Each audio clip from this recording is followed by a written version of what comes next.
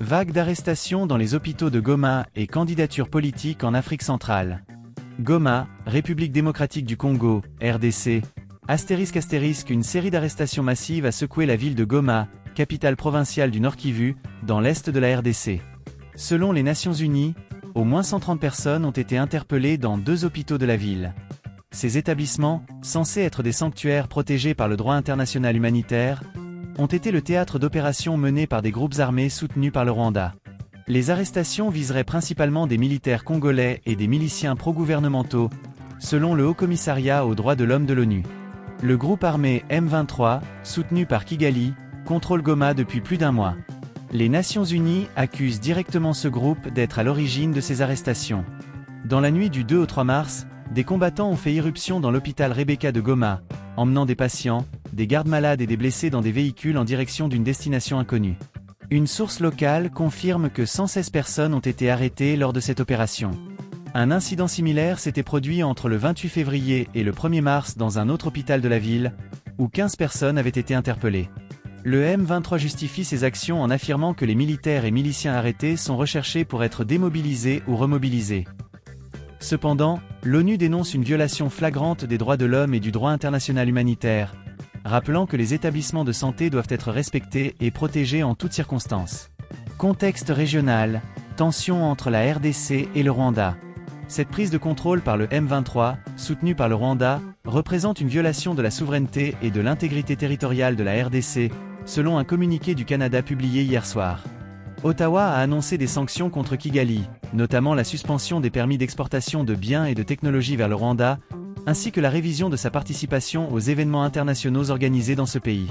Par ailleurs, l'arrestation et la remise au Rwanda de plusieurs membres présumés des Forces démocratiques de libération du Rwanda, FDLR, ont suscité des réactions contrastées. Kigali a confirmé avoir réceptionné 14 hommes sur les 20 annoncés par le M23. Parmi eux, le numéro 2 du groupe, le général Ezechiel Ntanda, ancien officier de l'armée rwandaise, accusé d'avoir joué un rôle actif lors du génocide des Tutsis en 1994. Ntanda, recherché par la justice internationale, s'était réfugié dans l'est de la RDC avant de gravir les échelons au sein des FDLR. Candidature politique au Gabon et en Guinée-Bissau. Sur le front politique, le général Brice Clotaire Oligui Nguema, auteur du coup d'État qui a destitué Ali Bongo en août 2023, a officiellement annoncé sa candidature à l'élection présidentielle gabonaise prévue le 12 avril prochain. Lors d'un rassemblement à Libreville, le président de la transition a présenté son bilan, mettant en avant la construction de près de 2000 km de route en 18 mois. Cette annonce intervient dans un contexte de tension politique, alors que le Gabon tente de se stabiliser après des années de règne contesté de la famille Bongo. En Guinée-Bissau, le président sortant Umaro Sissoko Embalo a également annoncé sa candidature pour un second mandat lors de l'élection présidentielle prévue fin novembre. Le pays, en proie à une instabilité chronique, reste un terrain fragile où les tensions politiques et sociales risquent de s'exacerber à l'approche des élections.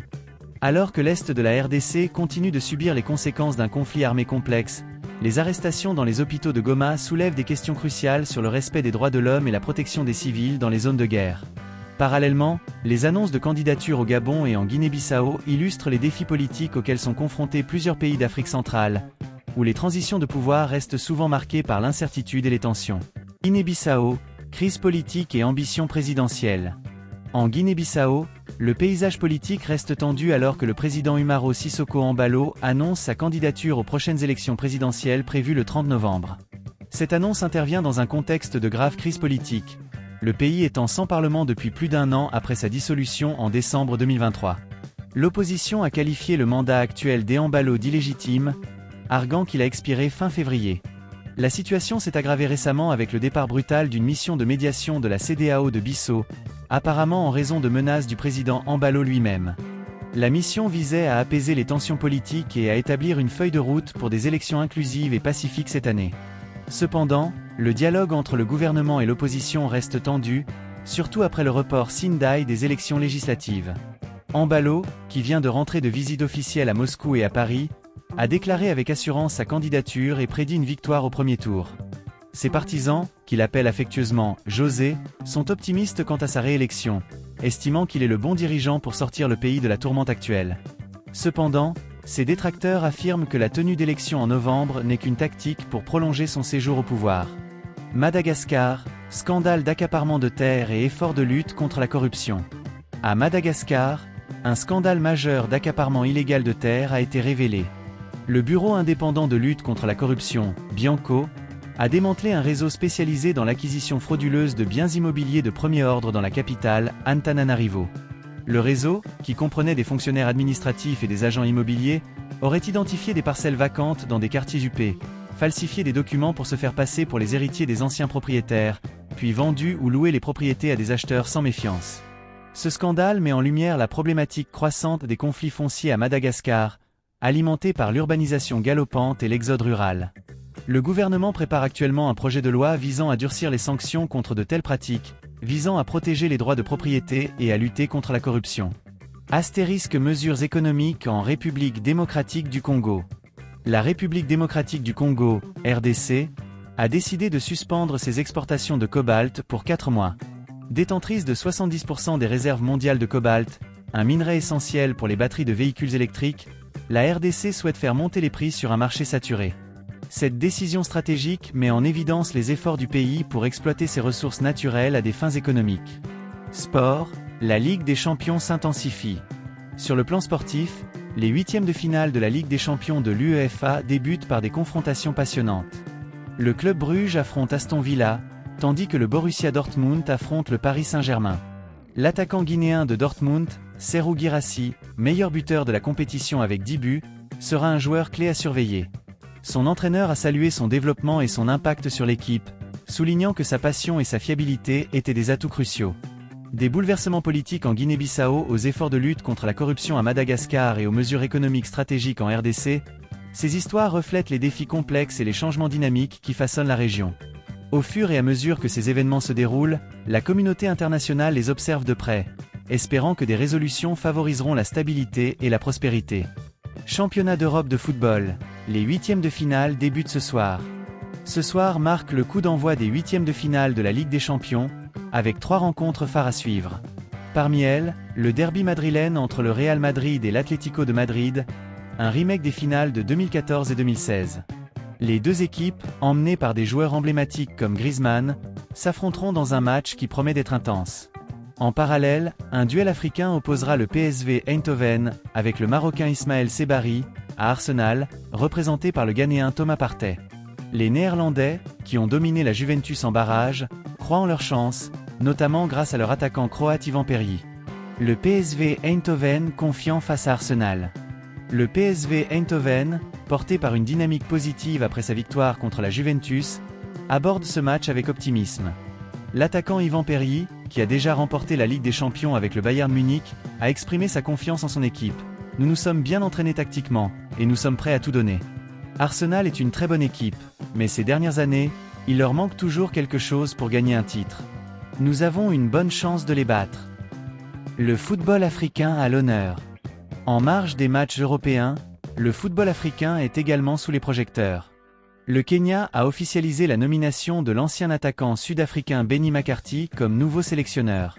Âgé de 47 ans, McCarthy, qui a notamment joué pour Manchester United, succède à Angin Fira avec pour mission de qualifier les Harambee Stars à la Coupe du Monde 2026.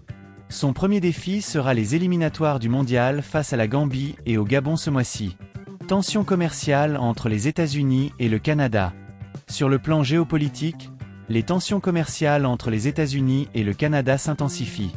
Le Canada a annoncé des mesures de rétorsion après que les États-Unis ont imposé des droits de douane de 25% sur les produits canadiens et mexicains.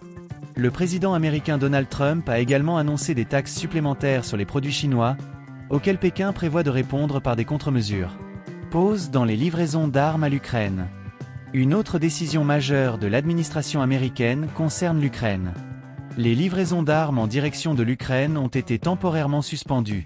Le vice-président américain Joe Biden a exprimé sa conviction que le chef de l'État ukrainien, Volodymyr Zelensky, finira par engager des discussions de paix. L'émergence des clips musicaux en Côte d'Ivoire.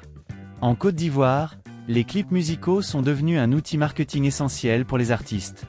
Les labels investissent massivement dans des productions de haute qualité, avec des plateaux de tournage qui rivalisent avec ceux des films.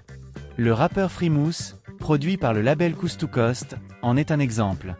Son dernier clip, réalisé avec des moyens techniques impressionnants, illustre la professionnalisation croissante du secteur.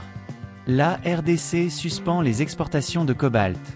En République démocratique du Congo, RDC, le gouvernement a annoncé la suspension des exportations de cobalt pour une période de 4 mois.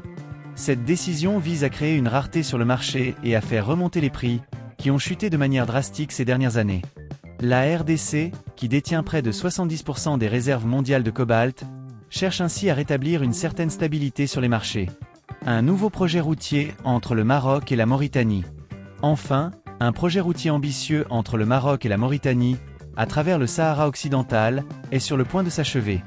Ce projet, qui vise à faciliter le transport de marchandises, est également perçu comme un geste politique, renforçant les liens entre les deux pays. Ce soir, les amateurs de football auront les yeux rivés sur les huitièmes de finale de la Ligue des Champions, tandis que les enjeux géopolitiques et économiques continuent de façonner l'actualité mondiale. Du football africain aux tensions commerciales, en passant par l'essor des clips musicaux en Côte d'Ivoire, l'actualité de ce mardi 4 mars est riche en événements marquants. Les répercussions géopolitiques de la neutralité et des alliances changeantes dans la région du Sahel et au-delà. Dans un contexte géopolitique en pleine mutation, la notion de neutralité est souvent invoquée, mais elle ne signifie pas pour autant l'absence d'intérêt stratégique. La région du Sahel, en particulier, est le théâtre de manœuvres complexes impliquant des pays comme le Mali, le Maroc, l'Algérie et la Mauritanie. Ces dynamiques sont exacerbées par l'ouverture de nouvelles routes commerciales et les alliances changeantes entre les nations. Parallèlement, les répercussions des décisions politiques prises par des leaders comme Donald Trump continuent de se faire sentir, créant des ondes de choc à travers le monde. La neutralité dans le contexte du Sahel. La neutralité, souvent perçue comme une position de non-alignement, est en réalité une stratégie complexe. Dans la région du Sahel, cette neutralité est mise à l'épreuve par les intérêts divergents des pays impliqués. Le Maroc et l'Algérie, par exemple, maintiennent une distance stratégique, tout en cherchant à influencer les développements dans la région. La Mauritanie, quant à elle, tente de maintenir une position de stricte neutralité, tout en naviguant dans les eaux troubles des alliances régionales. Les alliances changeantes. Les alliances dans cette région sont en constante évolution. Hier encore, des chefs de bandes rivales sont devenus des amis, symbolisant les changements rapides dans les relations internationales. Le retour de Donald Trump sur la scène politique américaine a été un séisme d'une intensité rare, dont les répliques continuent de faire des ravages. Les répercussions de ces décisions, comme le retrait de troupes ou la révision des accords commerciaux, se font sentir dans la cour de récré géopolitique. Les conséquences économiques et militaires. L'économie de guerre et les déficits budgétaires sont des réalités auxquelles de nombreux pays doivent faire face. Les séismes politiques, comme ceux provoqués par Trump, risquent de déclencher des tsunamis économiques. Dans la cour de récré géopolitique, les alliances et les rivalités se redéfinissent à une vitesse vertigineuse. Le carré vieille pierre, autrefois dominé par la communauté internationale, est maintenant le carré famille, où les anciens ennemis cherchent à coexister. La géopolitique en mutation. La géographie politique de la région est en train de changer rapidement. Le tsunami politique a déjà commencé à tout ravager, redéfinissant les alliances et les ennemis. Le carré vieille pierre, autrefois dominé par l'Occident, est maintenant le fief de nouveaux acteurs comme Vlad le Costaud et ses acolytes. Le Sud global, quant à lui, sort le popcorn, observant les développements avec un mélange d'intérêt et d'appréhension. Les implications pour l'Afrique. En Afrique, les répercussions de ces changements sont profondes. Les pays africains doivent naviguer dans un paysage géopolitique en pleine mutation, où les anciennes alliances ne sont plus garanties. La Mauritanie, par exemple, doit maintenir sa position de neutralité tout en cherchant à protéger ses intérêts dans une région de plus en plus instable. Conclusion. La neutralité, dans un contexte géopolitique aussi volatile, est une position difficile à maintenir. Les alliances changeantes, les répercussions économiques et militaires, et la redéfinition des ennemis et des amis créent un paysage complexe et imprévisible. Les pays de la région du Sahel, ainsi que ceux d'Afrique et au-delà, doivent naviguer avec prudence dans cette nouvelle réalité, où les anciennes règles ne s'appliquent plus et où les répercussions des décisions politiques peuvent se faire sentir à des milliers de kilomètres de distance.